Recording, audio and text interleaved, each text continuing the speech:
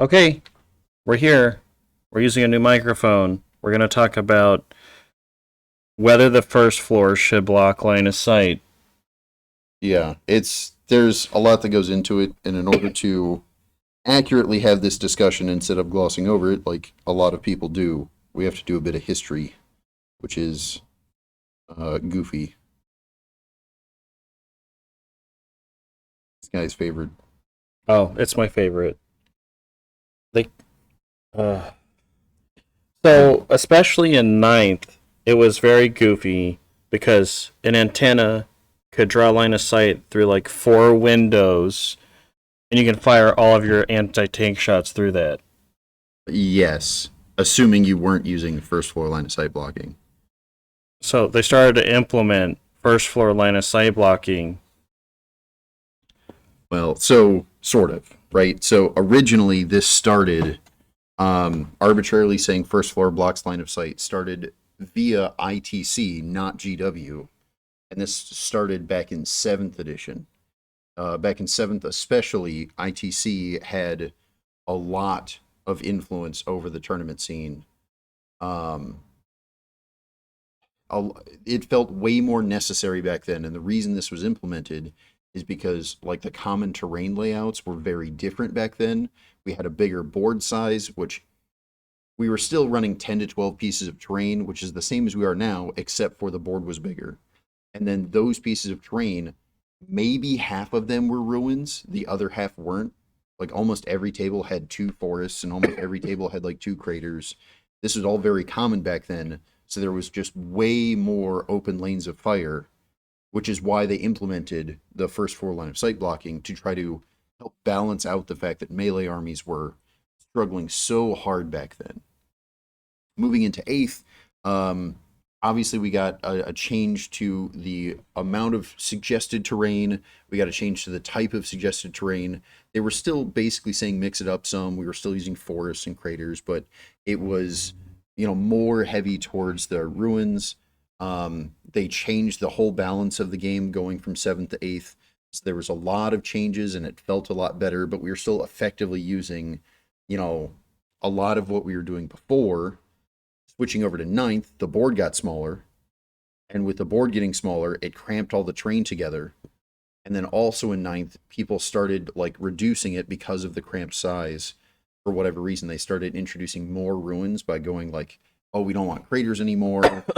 So then it was like just two forests and mostly ruins. That became pretty common. Um, a lot of big tournaments that like Adepticon, things like that, that still have their old terrain lying around would still use their hills, but because it's a smaller board size, that giant hill that used to be like a centerpiece now really blocked a lot more line of sight than it used to, just because there was less space in between the terrain pieces. I remember we had the giant glacier in the middle to try Yep. to balance it for a while. That And was it was a whole thing. Like there was a real argument back in seventh especially, but also eighth, as to like how do we balance this because it's so gunline like powerful. If you're playing an assault only army, you had a lot of rough going of it. There's a reason why um, world eaters, for example, were having such a rough time. They got Angron, which made them feel a lot stronger, but they were still not doing the best. They were basically relying on Angron to carry them. Um, Moving into the tail end of ninth, 10th time frame, hmm. we got like suggested terrain layouts, which were now GW suggests basically entirely ruins and only ruins. They also, with the smaller board size, they have specific layouts that you can still like get vehicles through and stuff like that. But it's definitely like a lot of the train is set up to allow the vehicle to move through, and that's about it. It is very dense now. Um, because with their suggested layouts, it's also now suggesting the size of ruins, which is the same or bigger than a lot of what we were seeing before. Um, it's very very dense compared to what it used to be. But um, this whole thing is carrying over the first floor line of sight blocking, and a lot of people when they talk about this, will say the same thing that we've been saying back then, that, melee armies are having a tough time. It helps balance out gunline versus melee. My biggest thing is that while that might be true, it's glossed over and it's not really thought about all that hard. The biggest thing that's this edition that we didn't really have much of before was the obscuring ability on terrain pieces. Not only have they gone from suggesting forests and stuff like that to now they're suggesting only ruins, but all the ruins gained this first, not just first floor line of sight blocking, but gained obscuring. So the whole thing becomes infinitely line of sight blocking. This is a huge change. Oh, And yes. there's a real argument to this was implemented because people were using first floor line of sight blocking so much. Is the first floor line of sight blocking still suggested? Arguably, GW has never suggested it, but via the changes of obscuring and adding more ruins, are they basically compensating for that rule, assuming it would fall off? GW assuming, I mean, because they've already implemented it in obscuring. This is a thing that, again, is not really discussed. They just, we've been doing it for so long that arguably at this point it's like tradition.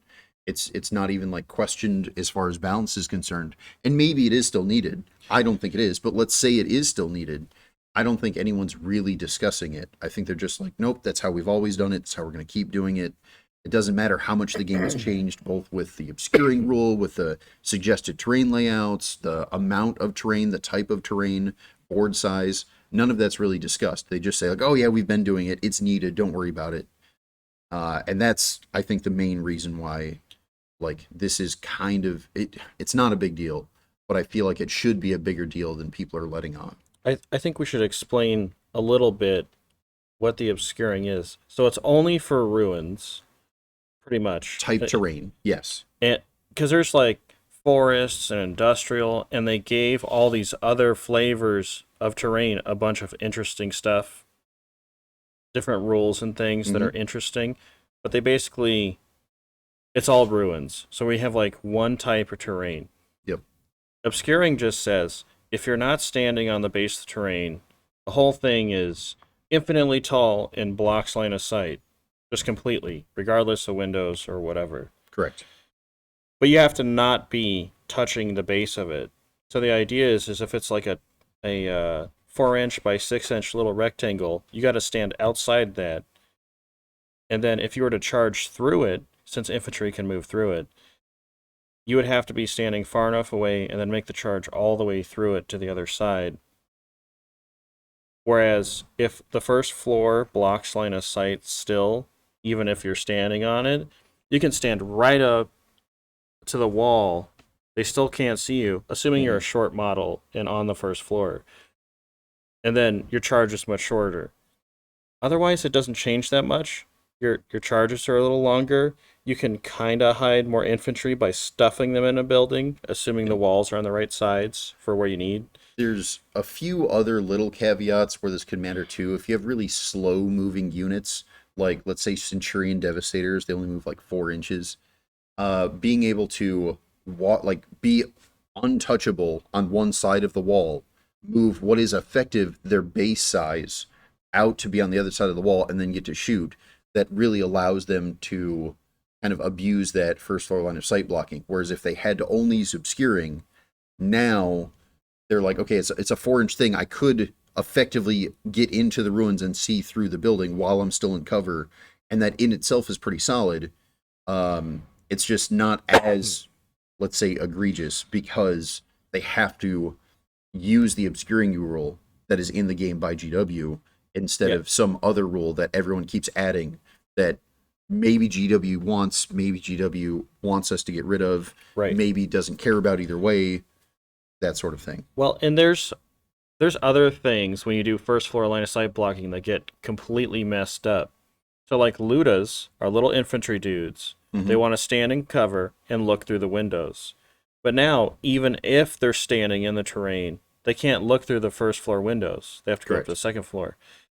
That's more movement, more just various things for giving them to up deal heavy. with. Yeah, giving up heavy And instead of this being able to is stand there. this is also assuming it's only first floor line of sight blocking. There are tournaments that we've gone to where they intentionally made it to where there like is no windows period. So even if we say that it's only first floor line of sight blocking, it actually meant all floors line of sight blocking because they intentionally chose terrain in order to make that work. So you had to like be on top of the building, which could be like 3 stories up, or if you were inside the building in any way not on top of it, you couldn't see out. Yeah, I just think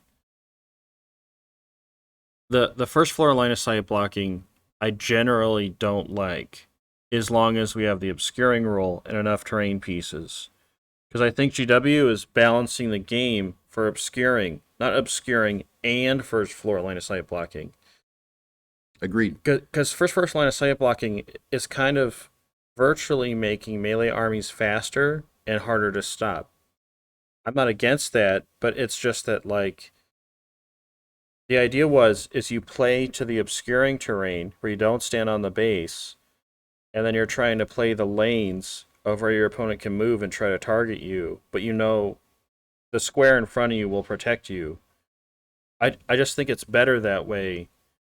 It's like now we have the U-shaped terrain in the layout. Mm-hmm. If you stand in the middle of that, there's no way that you're seeing anything or they're seeing you unless they come all the way to your backfield somehow, which is possible. But it's just, it's kind of a lack of gameplay choices.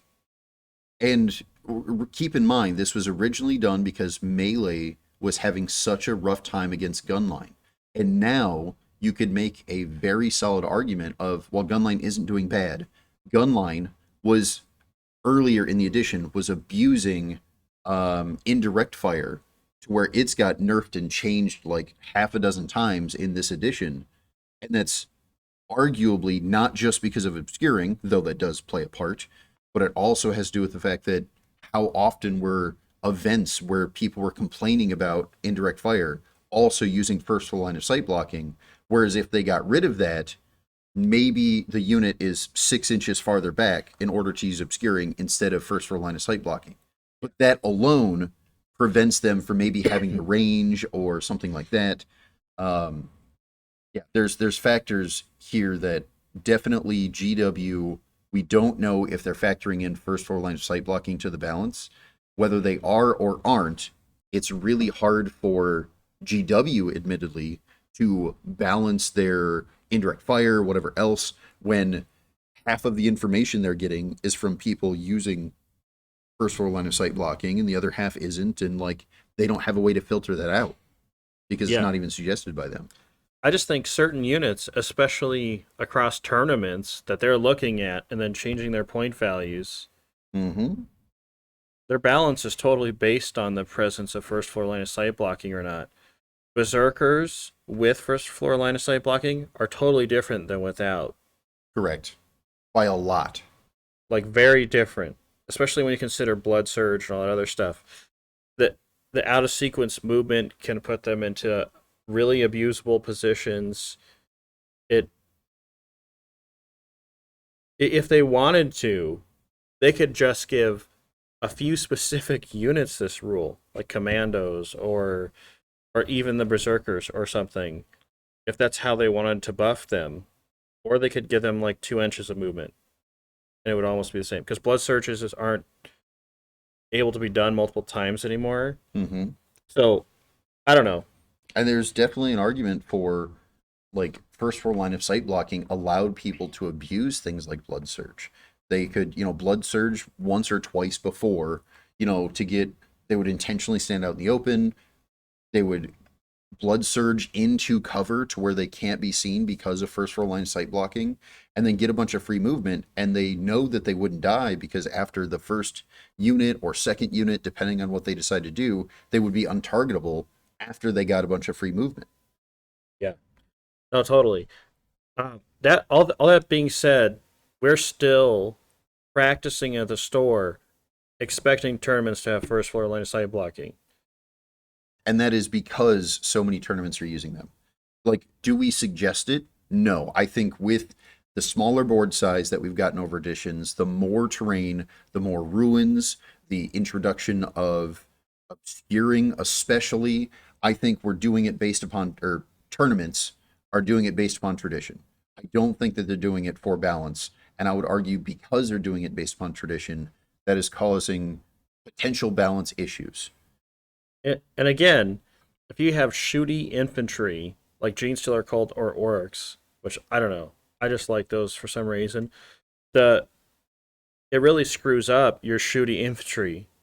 Because they have to choose between gaining cover or shooting, since everyone's doing first floor line of sight blocking. And when you have like a 5 up or 6 up save base, you really need that Yep. to balance your army against whatever. Mhm. Anyway, And a funny caveat here to kind of tie this off. GW has made a bunch of suggestions that all the tournaments are doing now, right? In addition to obscuring the terrain layouts, the all ruins, things like that, if you actually read the tournament pack, GW suggests to tournament organizers that they mix up terrain, that they intentionally introduce forests and industrial and things like that, that they don't always use the same terrain layout, because then people could kind of plan for that ahead of the tournament and potentially abuse that if they know. Because like in the previous mission pack, we had the magic box, right? And if we knew we were doing magic box, we could make some adjustments to the list, things like that. So it's also entertaining that while GW is struggling to understand what we're doing by introducing extra rules, they themselves have already said, here's all this fun, cool terrain options, but don't use those. Just use ruins with obscuring, because that's what's going to be best for the tournament format. And after they've made all those restrictions, we added more, arguably for tradition. yeah. Well, thanks for listening, everybody.